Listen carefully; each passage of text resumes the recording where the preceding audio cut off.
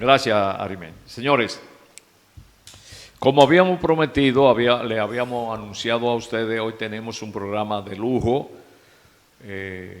porque tenemos a un hermano, ingeniero agrónomo Rodi de la Rosa, que nos viene a hablar y vamos a conversar con él sobre el medio ambiente y fundamentalmente el clima, los cambios climáticos, cómo nos está afectando el medio ambiente, qué debemos hacer nosotros los ciudadanos en esta tierra para cuidar y preservar el medio ambiente.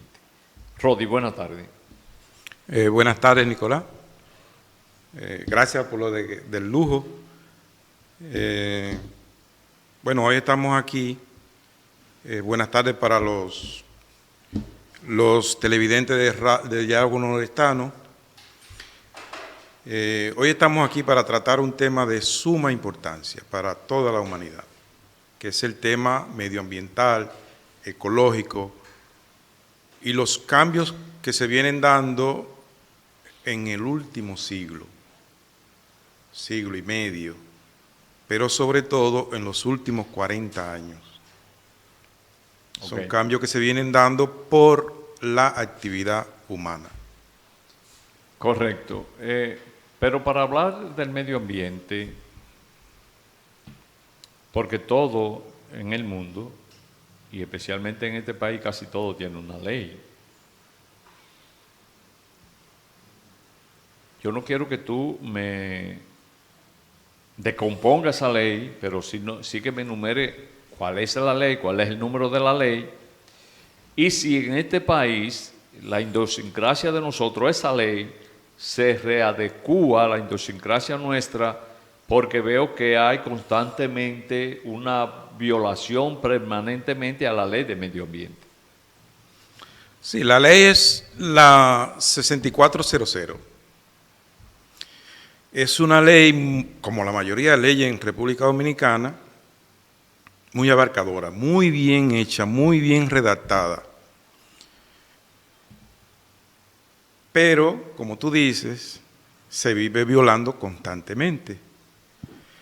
Y además de la ley faculta al Ministerio de Medio Ambiente y abarca a los municipios, a todos los demás ministerios, porque se trata de conservar el medio ambiente, de proteger la salud humana, la salud animal y la salud del ambiente.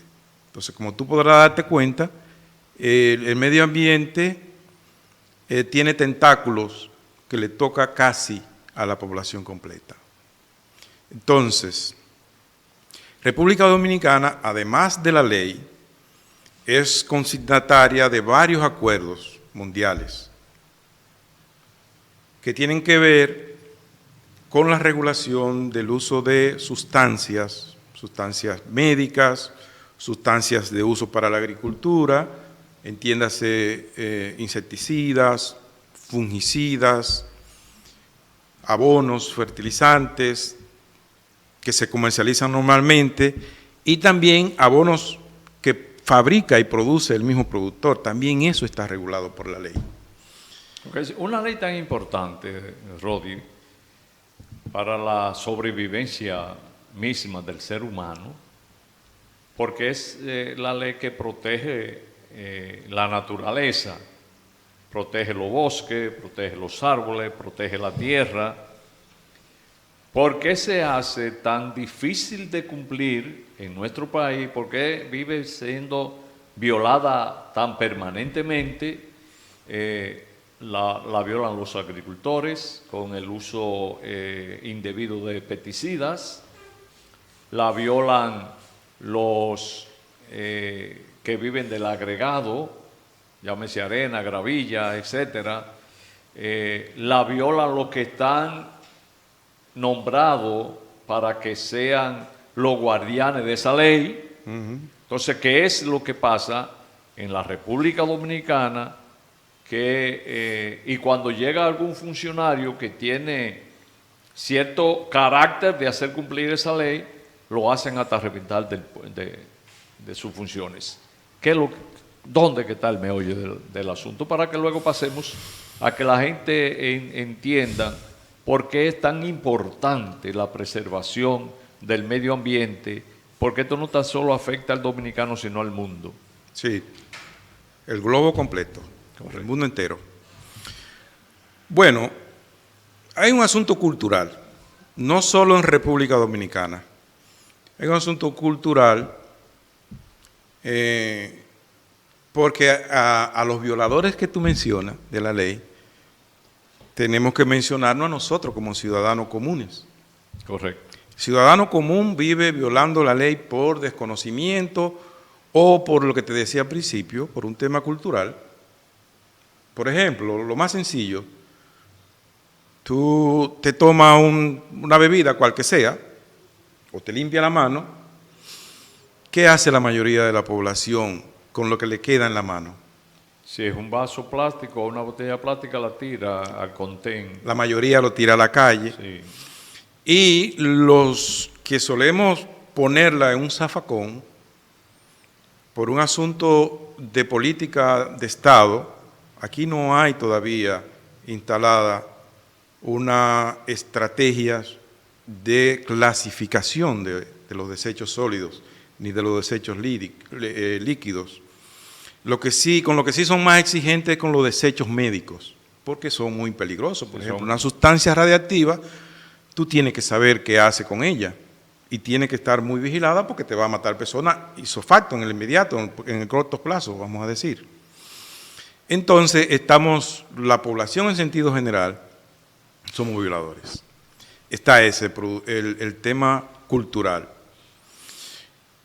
Y luego, para poder resolver ese problema del tema cultural, eso se resuelve con educación, con formación, con información.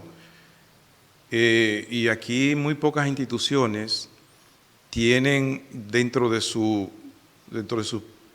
planes de trabajo, dentro de sus programas de actividades, el tema medioambiental y educacional para la población, muy pocas. Pero si revisamos ahora mismo no encontramos. No, pero si tú buscas el pensum o el programa del Ministerio de Educación, que es el llamado a la formación del individuo desde el nivel inicial hasta el cuarto de bachillerato. Antes se le llamaba el cuarto de bachillerato, yo creo que es el noveno ahora que se le llama.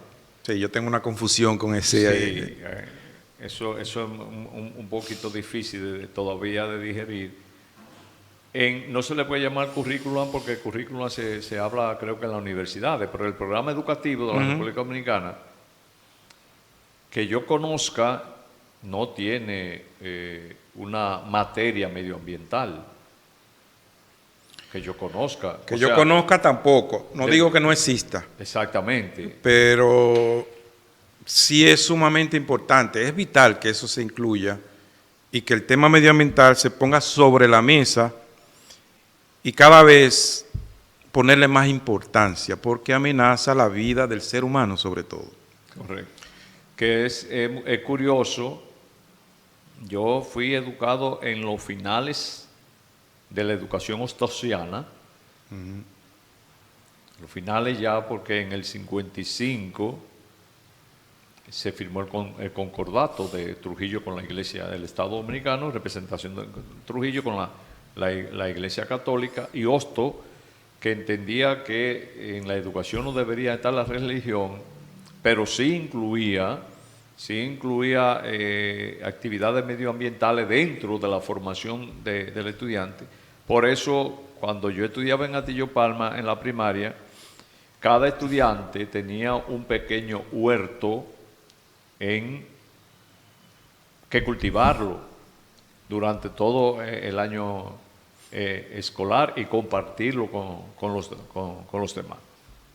Pero bien, yo soy un abanderado de la escuela ostosiana. Habría que readecuarla a hoy, porque estamos hablando de los 1800, ¿no? Sí, Hostos era un visionario.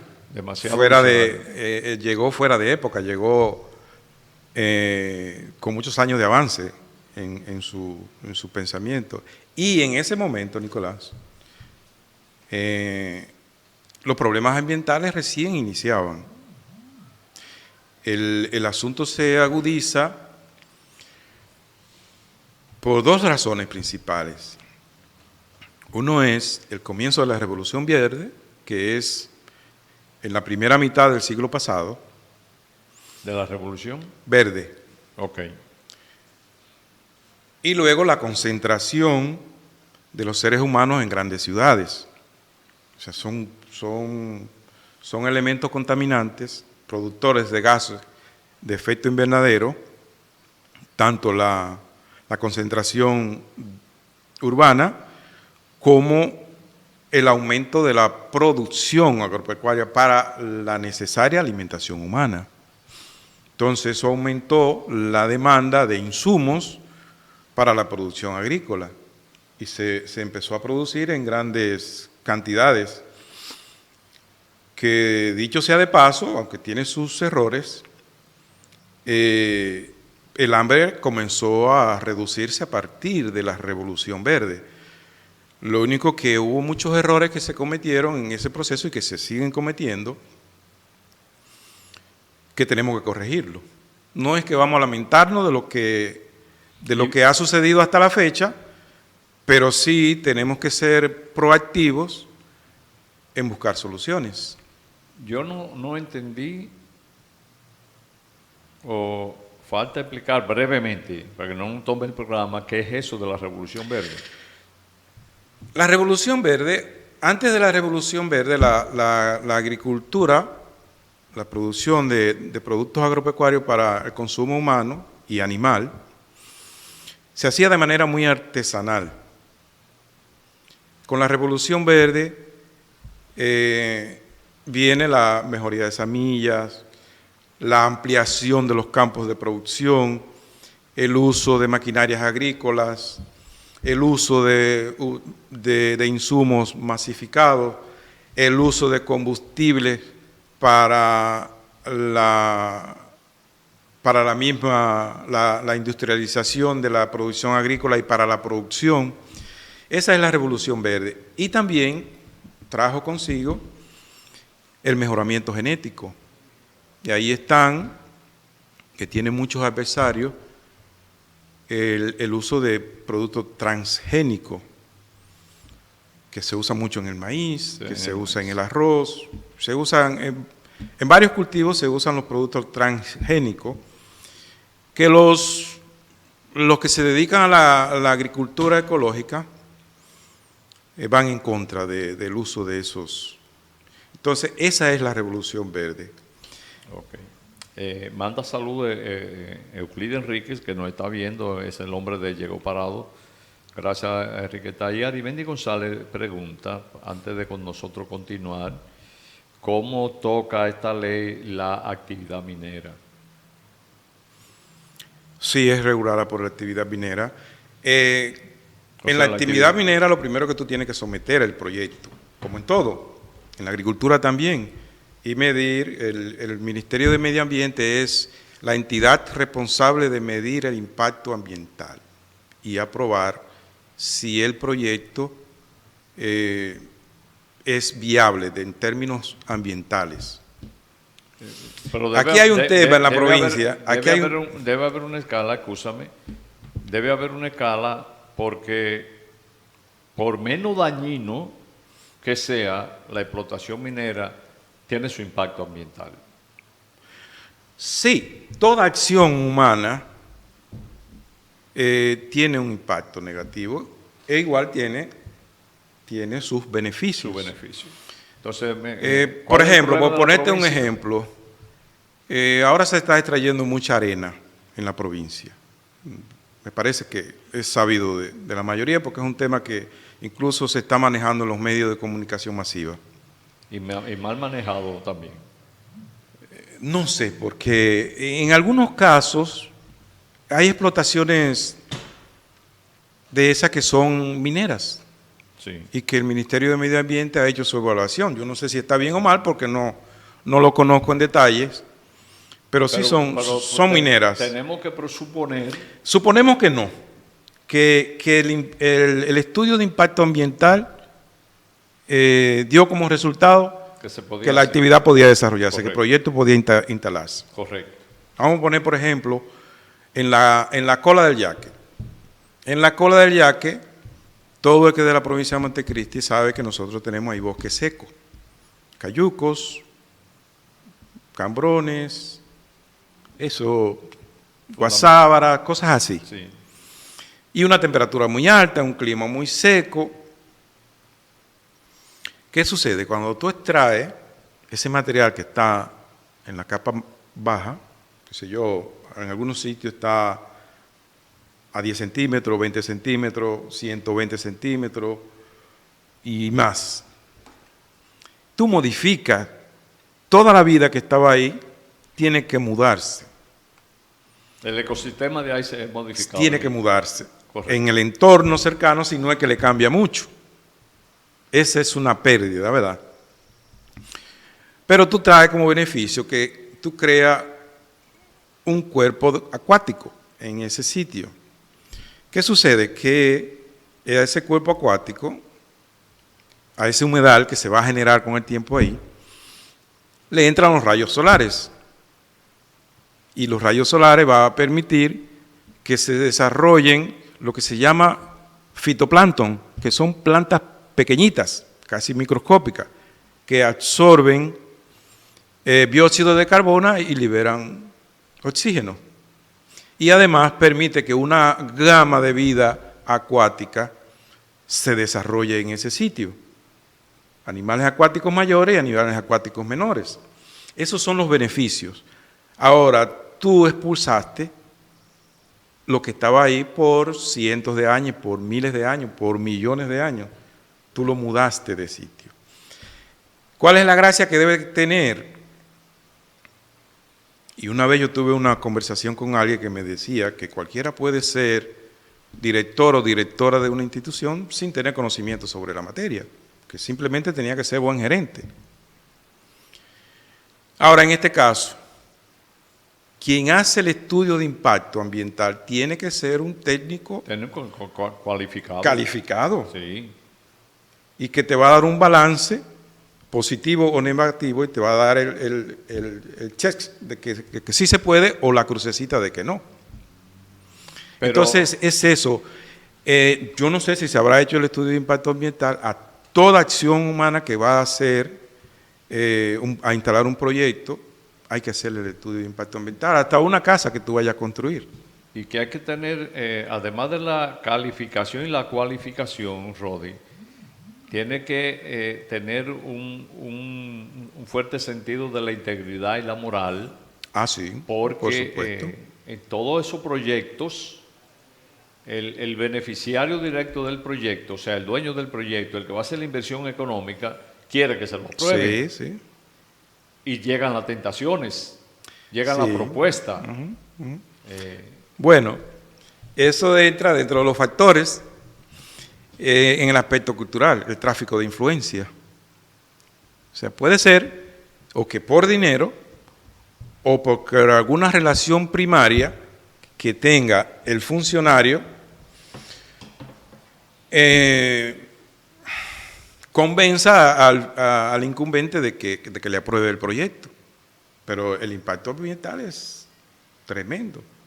Sí, Entonces, tú eres el conductor del programa, Nicolás, pero yo creo que debemos tocar para información de la población, para que la población sepa a la amenaza a la que se está enfrentando y qué puede hacer el ciudadano común para contribuir a que bueno, ya hay científicos que dicen, que plantean que estamos muy próximos a la línea de no retorno, de que el daño que hemos hecho desencadene una serie de eventos que no tengan retorno, sobre todo para la vida humana. Yo tengo la percepción y la concepción de que es el humano y algunas otras especies que van a estar amenazadas, que están siendo amenazadas, algunas están desapareciendo, por lo menos de la vista humana. somos nosotros. El planeta va a encontrar la manera de otra vez regenerarse sin la presencia del humano. O con otro tipo de humanos, de ser humano. O con muy reducido. Sí, Entonces, porque pero yo quiero pensar de que no estamos tan cerca de esa línea. yo no quiero pensar, no, yo estoy seguro que no estamos tan cerca de eso. Yo no estoy tan seguro, porque el cambio climático es una realidad. Hay técnicos inclusive del área que piensan que no, que lo que se está dando es un ciclo normal de la naturaleza donde las temperaturas suben y bajan, donde los eventos climáticos como las tormentas, los huracanes, los tornados, el frío, el calor, que es un ciclo que se está comentando, que se está... Ok, pero supongamos que sea verdad lo que ¿Cuál de crean los así. dos? Lo de que el ciclo normal de la naturaleza, tiene que haber un precedente histórico para tú afirmarme eso. Sí, tiene que haber un precedente histórico. ¿Lo ha habido un precedente histórico donde haya subido? Sí, hay precedente histórico. Ahora, por el otro lado, hay suficiente información y suficiente estudio calificado de instituciones con muchísimo renombre y muchísima autoridad moral y técnica para afirmar la veracidad de su estudio, que señalan de que sí, de que lo que estamos haciendo modificó, creó, está creando el efecto invernadero. No sé si tú entiendes que debamos explicar lo que es eso para la población, que es el efecto invernadero. Todo el mundo sabe lo que cogen invernaderos, algo techado, y que dentro de ese microclima que crea ese techo, se dan unas condiciones.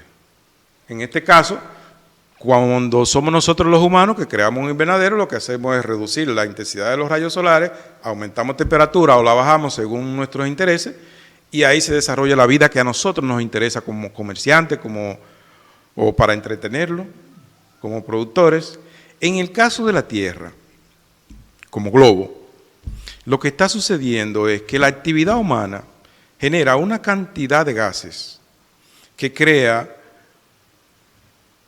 como una sombrilla, un domo, donde los rayos solares penetran, pero no pueden salir en la cantidad que deben hacerlo, porque los gases se lo impiden.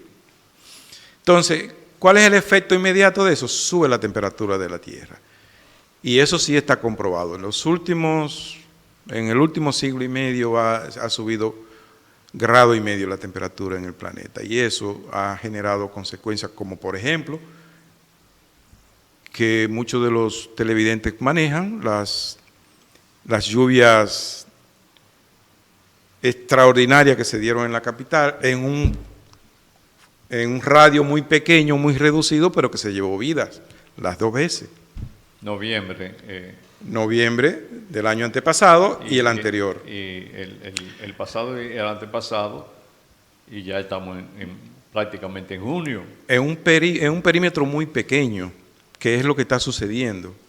Se dan lluvias extraordinarias, o sea, la lluvia que debe caer en un año cae en 1 hora. No, la semana pasada no fue tan localizado, pero en diferentes puntos del país se concentraron lluvias así y también hubo muerte y dejan pérdidas materiales. Entonces eso es innegable, hacer? Nicolai. Y el derretimiento, por ejemplo, de varios casquetes de hielo que está sucediendo y que va aumentando y que está aumentando el nivel de los mares y de los océanos, eso es innegable. Esos son datos. Sí, pero mientras tengamos presidentes como el de los Estados Unidos, que entienden que esos son cherchas de científicos, no tienen nada que hacer, y se juntan a beberse 2 copas de vino, se embriagan y salen hablando disparate. Sí. Para traducir un poco la concepción del presidente norteamericano. Ahora bien. Sí, que la mayor borrachera que tienen, porque es el presidente y sus seguidores. Correcto. Es una borrachera de poder. Poder económico y ahora poder político, lamentablemente, para los Estados Unidos. Y muy probablemente esa posición impida a que se dediquen grandes recursos a la protección de la naturaleza, porque esto es un círculo normal que va a pasar. Es una... Bueno, no le vamos a dedicar mucho tiempo, creo yo, a los Estados Unidos, pero los funcionarios de la NOAA se quejan de que, ¿cómo es que se llama el departamento que dirige Elon Musk? El Departamento de Eficiencia Administrativa, creo que.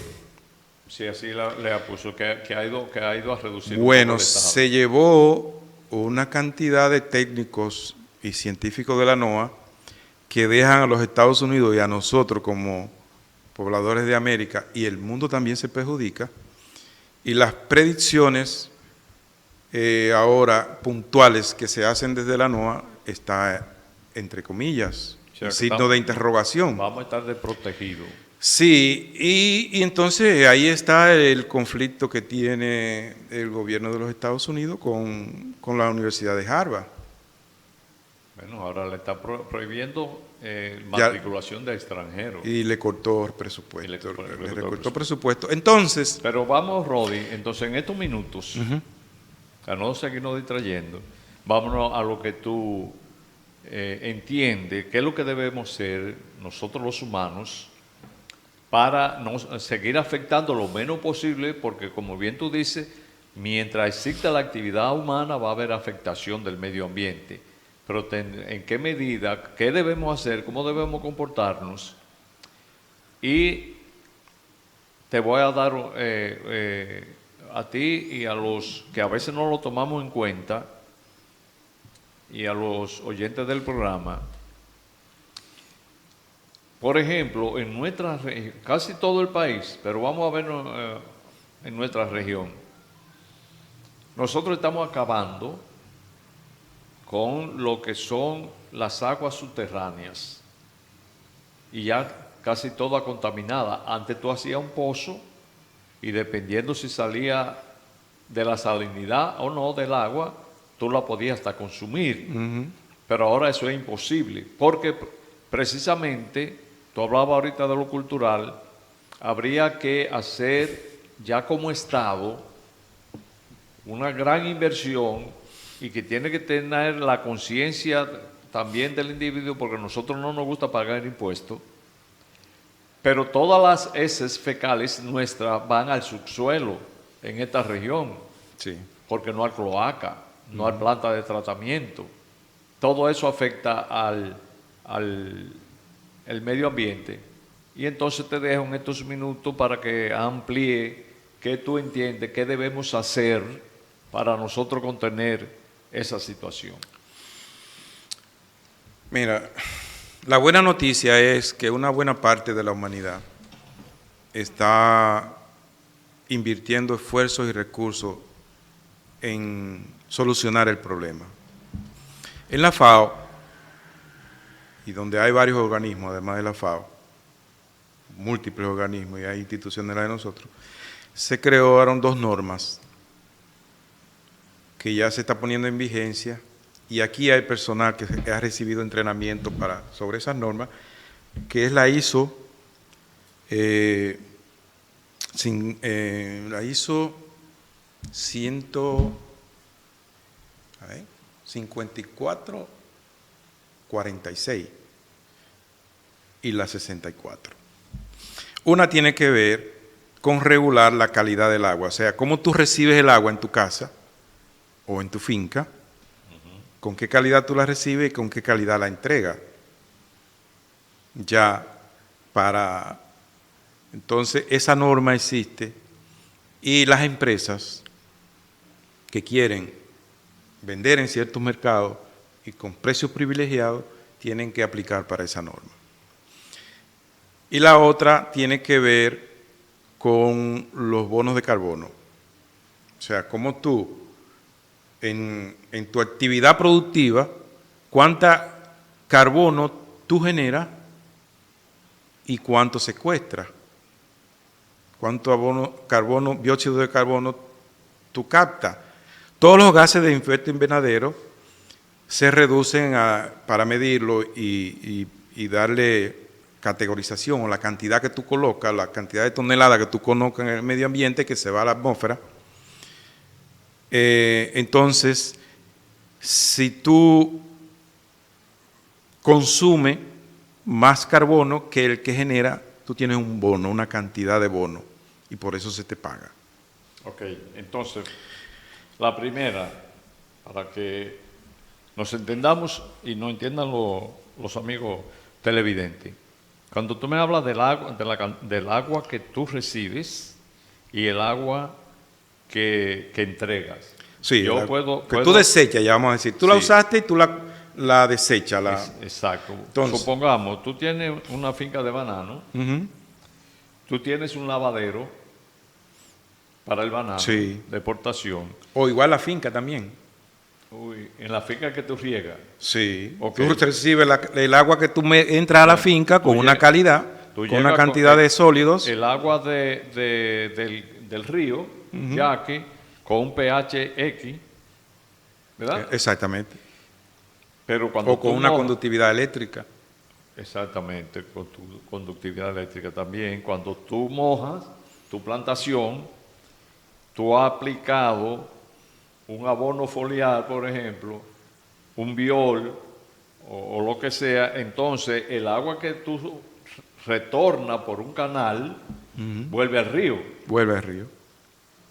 A ese agua al que se refiere, ¿cómo tú devuelves ese río? ¿Cómo se mide eso? ¿Cómo miden? Sí, eso se te toma la muestra cuando tú succionas el agua, se te toma una muestra y se mide, y cuando sale, se te toma la otra muestra y vuelve y se mide. Entonces, es muy probable que si tú tienes un buen sistema de manejo y desfiltrado en tu finca o en tu empacadora o en tu empresa, tú entregues el agua con mayor calidad que la recibiste. Pero, en el caso de la agricultura, hay una contaminación que se da por 3 vías. Uno es el uso de abonos orgánicos,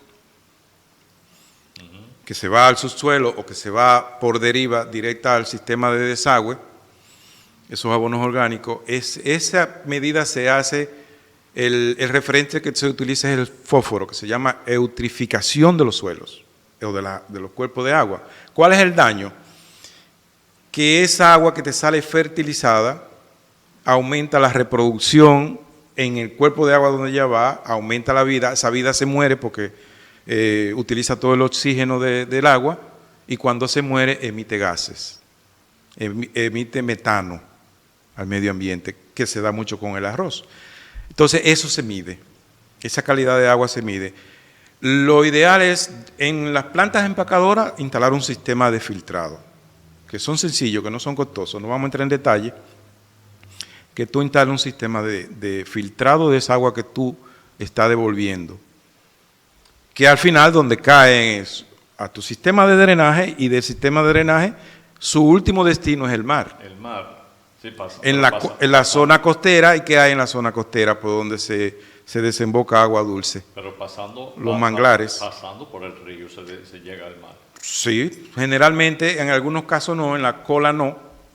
Por ejemplo, donde yo estoy, no entra al río. Ya ese sistema de drenaje cae en uno que diseñó Grenada Company, pero cae al mar, cerca del río, donde están los manglares. Okay. Y ahí tú sabes lo delicado y frágil que es la vida en el sistema de manglares. ¿Y lo del carbono, entonces cómo se regula? Lo del carbono, por cada litro o unidad, o sea, litro, galón, lo que sea, de combustible que tú utilices, tú colocas una cantidad de kilogramos de dióxido de carbono. En el caso del gasoil, además de dióxido de carbono, tú colocas otro gas muy contaminante que es ácido sulfúrico.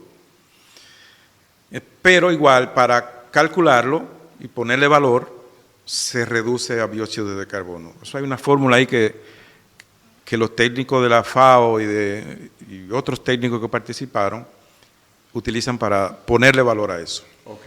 Ronald, dile, si Euclides llegó al hombre de Parado, le vamos a robar 5 minutos si es posible. Miren. Entonces, al ciudadano común, Nicolás, reduciéndolo al ciudadano común. Pero antes de eso, Ajá. el carbono, para que la gente lo entienda un poco. Sí, que es lo más peligroso. Exacto. Tú tienes una planta, una bomba de gasoil, Ujú. la pulgada. Tú usas un galón de gasoil para manejar tu planta, ¿no? Ese galón de gasoil me va a devolver a la atmósfera metano, Dióxido de carbono y ácido sulfúrico. dióxido contaminante, los dos. Los dos, muy contaminantes los y dos. ácido sulfúrico. Entonces, ¿cómo reducimos eso? Porque yo tengo que usar mi bomba. Ujú. Y voy a contaminar a la atmósfera, porque yo sé ahora en los vehículos, por ejemplo, que aquí en este país hacen un crimen que le quitan el catalítico Sí. a los vehículos. Algunos mecánicos le dicen que eso es en los países, que si yo qué. No, eso es para reducir el dióxido de carbono que emite ese vehículo. Sí. Que tiene un material carísimo. Que es bastante Por eso caro. se lo roban mucho. Sí, se lo roban mucho, es bastante caro. Usado puede costarte 25,000 pesos. Eso. ¿Cómo entonces en tu plantación tú me resuelves esa situación? Hay dos vías. No solo en la plantación, para las industrias también. 3 vías. Una es el uso de energías renovables, que está muy de moda los paneles solares. Y los molinos. Y los molinos. Un molino de viento ahí. Esa es una. Entonces tú emites poco. Y la otra es el secuestro o la captura de carbono. No, el molino de viento, Ronald, como ejemplo exacto. Esa es energía renovable. Esa es energía renovable, correcto. Eso es energía renovable. O sea, tu emisión en tu proyecto, que tú utilizas un molino, Es muy reducido. o es cero. Es cero. Para fabricarlo a él, se genera contaminación en otro sitio, pero no te la aplican a ti, se lo aplican al otro. Entonces, está ese, y están los paneles solares, son los más comunes. Otra fuente de energía amigable, renovable, son los embalses, las presas, que se pueden utilizar. Entonces tú tienes ahí generación, tú vas caminando hacia la generación cero.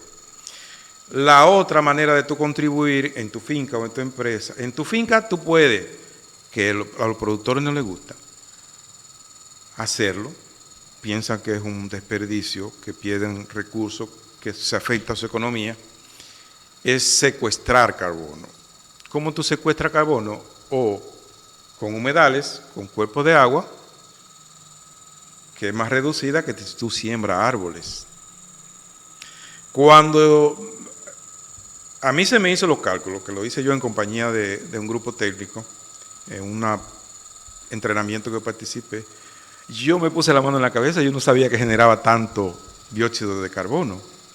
Ahora no medimos el secuestro. Sin él probablemente yo secuestro más que el que genero, que lo que genero, porque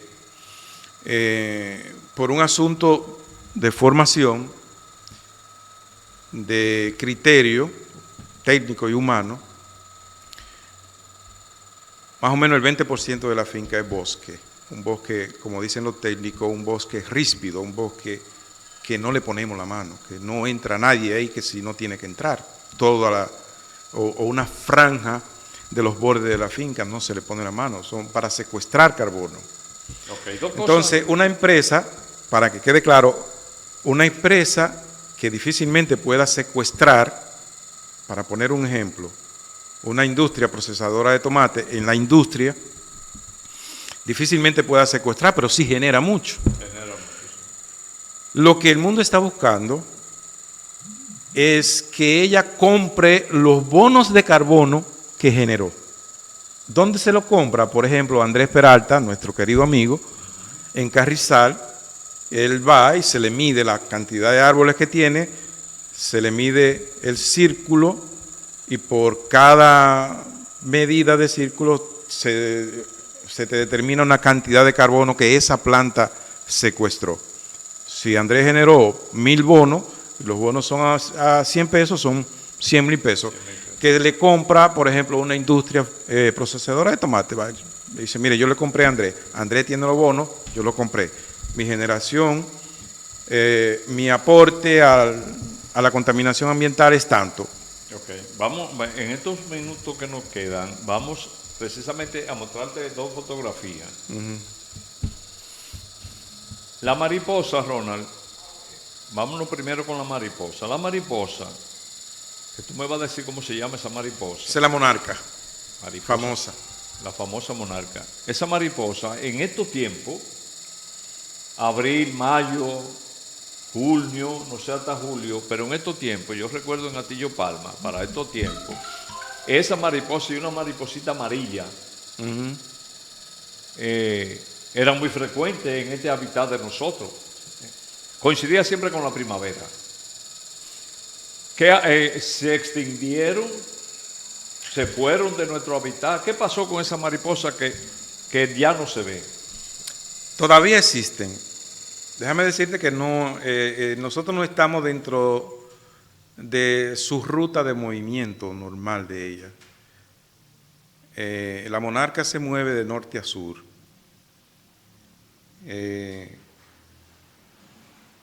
Y nosotros, aquí existen, pero de aquí no migra mucho. ¿Por qué? Porque nosotros tenemos un clima equilibrado. Entonces, en donde ella migra, su orientación está con dos cosas. La humedad relativa, la cantidad de lluvia, temperatura. Esas dos cosas se le están variando. Y la otra es el campo magnético de la Tierra, que le avisa a ella que en el norte, en el invierno, viene el frío, vienen las heladas. Y ella tiene que migrar hacia el norte. Y eso mismo pasa con la amarilla, porque es que no la veo. Entonces, el cambio climático, se tiene el miedo se tiene, la gente que está trabajando en ese tema, porque ha habido indicios de que se le altere la orientación a la mariposa monarca y que su existencia esté peligrando. Okay. Y así como ella, hay una serie de especies que están desapareciendo, directamente por la actividad humana sobre el hábitat de esas especies, o que la eliminan directamente o porque le eliminan su hábitat. Bien, otra cosa. Entonces, la fotografía del bosque, Ronald, esa es la finca que tú mencionaste de Andrés. Sí, Andrés, sí. Eso en el Carrizal. Andrés tiene como 30 o más años ahí, trabajando. Andrés tiene de los 80. Desde los 80. No, Sí, porque... No, ese proyecto desde el 92. No. 91. Yo subí en el 91 y ya estaba. Pero cuando Andrés comenzó ahí, eso era talas brutales. Sí, Andrés recibió un terreno que por la tumba y quema, que ha ido reduciéndose considerablemente. Hay que decir que nosotros tenemos buena cobertura boscosa, sí, como país. Bueno, lo estuvimos viendo. Sí, eso hay que reconocerlo. Donde sí estamos débiles y flojos es en la ribera, en la cuenca baja. El río lo han deforestado para sembrarlo de guineo, de arroz, de plátano, de frutos menores. Sí, fundamentalmente. Y ahí estamos flojos. El hombre es tan dañino que lo vemos a diario, cada cosecha, o sea, cada cosecha de arroz, tú tienes una parcela, tú comenzaste con una parcela, 40 tareas y ya estás finalizando con 50. pero ¿qué es lo que está pasando? Es que tú le estás robando la ribera, todos los árboles que están en tu alrededor, tú lo estás tumbando, lo estás acabando, árboles que te siguen de protección a tu finca para ampliar un poquito más. Y tú ves que había una empalizada, tú coges hacia la salida, hacia la Duarte, y ya toda la finca de arroz están colindando con la carretera. Sí, ese es el otro. Lo que la actividad humana es lo que más está amenazando y lo que está provocando el cambio climático. Pero dentro de la actividad humana es la ambición. Exacto. Esa es la ambición que tú haces con 1 metro o 2 metros más de siembra. Eso significa, te va a poner en riesgo tu estabilidad financiera. Bueno. Y normalmente la ambición, el humano, y yo sé que a mucha gente no le va a gustar esto, pero es para presumir, Nicolás. No es para otra cosa. Porque no es para comer, no es para medicina. Es para presumir. Es para presumir. Entonces, aquí hay gente de que cosecha... Volviendo a la foto, si puede poner la foto, en el 1992, eso eran piedras, eso eran pedregales. Eso eran pedregales, sí. Y entonces, ya el bosque miren lo que hay, ahí hay café. Ese es un proyecto que lo lleva Andrés y Dori, su esposa, y que la debilidad más grande que tiene es que ellos lo gestionan prácticamente solos. Eso es imposible.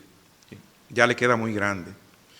Entonces, ese es un buen ejemplo de recuperación, de que aún estamos a tiempo.